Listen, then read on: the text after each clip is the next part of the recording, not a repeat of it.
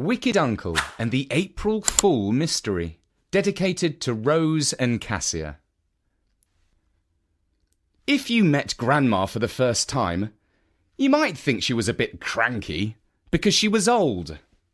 But her sons, Jeff and Nigel, both insist that this is not the case. In fact, when her granddaughter, Jemima, once said, "Don't let Grandma bother you so much, Dad. She's just like that because she's old."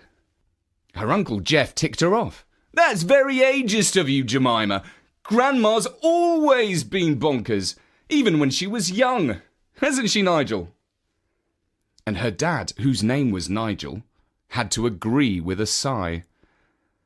Yes, Grandma's never been easy. It was a Sunday, and they were at Grandma's for a family get-together at the start of the Easter holidays.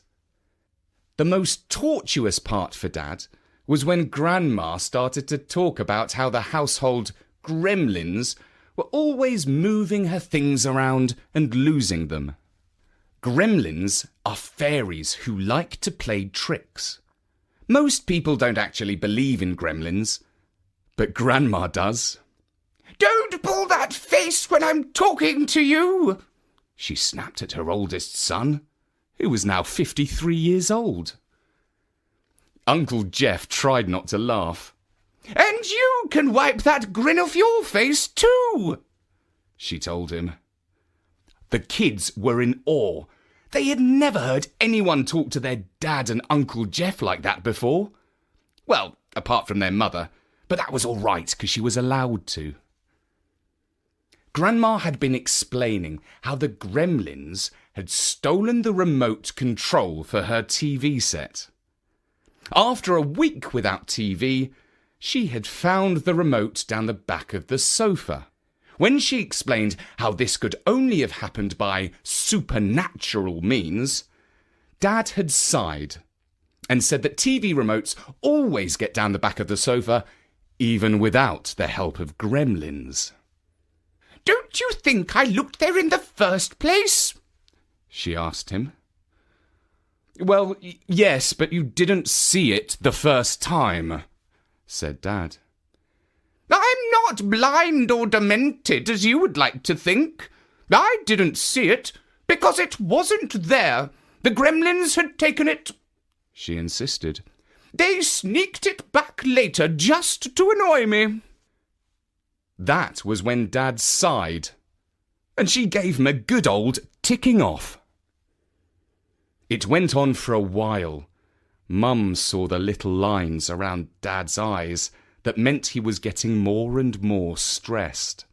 But Grandma did not seem to notice. Although she was 83, once she got going, she did not seem to lack for energy.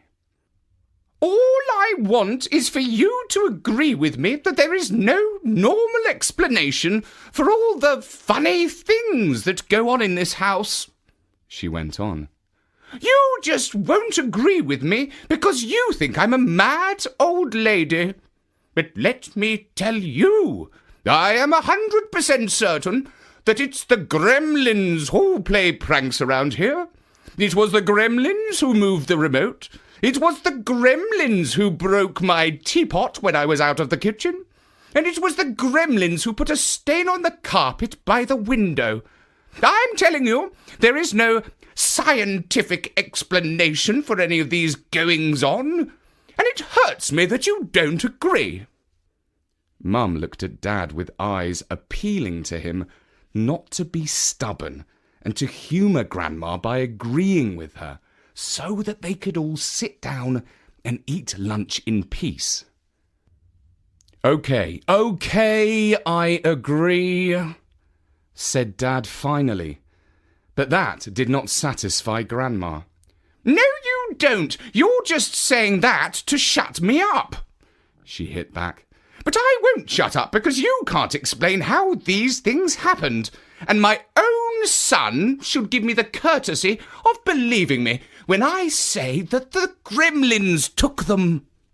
Dad looked over to his brother for some moral support. But Jeff had quietly slipped out of the room, presumably to go to the bathroom. Eventually, when everyone, except for Grandma, was completely exhausted by the argument, they sat down to Sunday lunch, which had been in the oven a good 25 minutes longer than it was supposed to cook, and was completely dried up. "Eat up, dears," said Grandma cheerily. "There's nothing like a good roast." Finally, after coffee, the family managed to escape from Grandma's house. Out on the street, Dad looked around for the car, but it wasn't where he left it. "This is all we need. It's been stolen. We'll have to call the police. And the worst part is we'll have to go back to Grandma's and wait for them," he said with a heavy heart. But before he could take out his mobile phone, Jeremy came running back along the pavement, calling out, "Found it, Dad! It's round the corner!" "It can't be," said Dad. "It must be another brown saloon car." "Is there really anyone else who could choose reddish-brown as a colour for their car?" asked Jemima. And it definitely was their car, because it had their number plate, and Dad's keys opened the door, and Jeremy's football boots were lying on the floor. They drove back home somewhat mystified. Mum said, "Perhaps it was moved by Grandma's But before she could complete the sentence, Dad snapped, "Don't you start! I think I'll go crazy!" Which the kids in the back thought was hilarious. Later that evening, Dad took some paracetamol and went to bed early. Mum said, "Well, that's been a tiring and somewhat mysterious day." Over the next week or so, Dad, who was very neat and tidy and had a place for everything, found it hard to find some of his possessions. It's true that some of us have to hunt around for our keys, or our pen, or our phone, but Dad never did. He was very particular about where he put things. Until now, when all of those things seemed to go missing all the time. "Perhaps," he thought, "this happens normally, but after that horrid conversation with my cantankerous mother—" He did feel guilty about thinking such a thought. "I just noticed this happening when before I would have thought nothing of it." For instance, he got up on Monday morning, went to his wardrobe, and couldn't find a single suit with a pair of trousers. After a lot of hunting around, it turned out that his trousers were hanging up in his wife's cupboard. How did that happen? And when he came home from work, he went to the kitchen to make a cup of tea, as he always did, but he could not find the teapot. Eventually, he made his tea in a mug, and went to the fridge to get some milk, and found the teapot chilling out next to the butter. "Liz must have absent-mindedly put it there," he thought to himself. And naturally, when he could not find the TV remote, he took all the cushions off the sofa. But it wasn't there. And later, when Jeremy found it, it was exactly where you would have expected, down the back of the sofa. And so it went on, throughout the week. There were other little things that niggled him. He was reading a detective novel, and it was his habit to turn over the corner of the page he had reached before he went to sleep. But each night he found the wrong page turned over and lost his place. And every morning his shaving mirror was upside down. It worked perfectly well the other way round. After all, it wasn't as if his reflection was upside down, but it bugged him that the name of the manufacturer was upside down. A week went by. Dad was a bit bothered by all these strange happenings, but not so bothered as to actually start believing in the supernatural. Oh no, not him. He had a degree in mathematics and physics.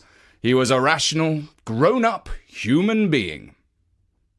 Unlike his mother, he always slept soundly, and did not have dreams about gremlins and fairies and all the other magical creatures that she used to rave on about.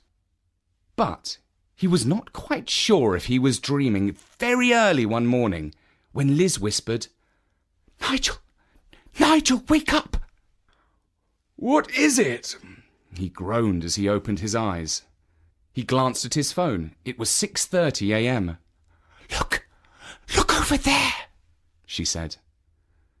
It was dark, and he could not see much, but he sat up and peered towards the foot of the bed. Just beyond it, something was flitting around. Some sort of firefly? No, it was too big. In fact, it was too human in shape. It was gone. But now it was back again, and then it darted behind the curtains. Dad sprung to his feet and went to look. But when he pulled back the curtain, there was nothing there. "What do you think it was?" whispered Liz. I don't know," he replied. "But whatever it was, it's vanished now." "I know this sounds silly," said Liz, "but don't you think it looked a little bit like a fairy?" "No, well, yes, I mean, it looked like a fairy, but of course it wasn't," he replied testily. "No, of course it wasn't," agreed his wife. It was only when he reached his first appointment of the day and checked his phone that he noticed the date. April the 1st. What do you think happened? Was it Grandma's gremlins who moved Dad's car? Why did Dad start to lose things?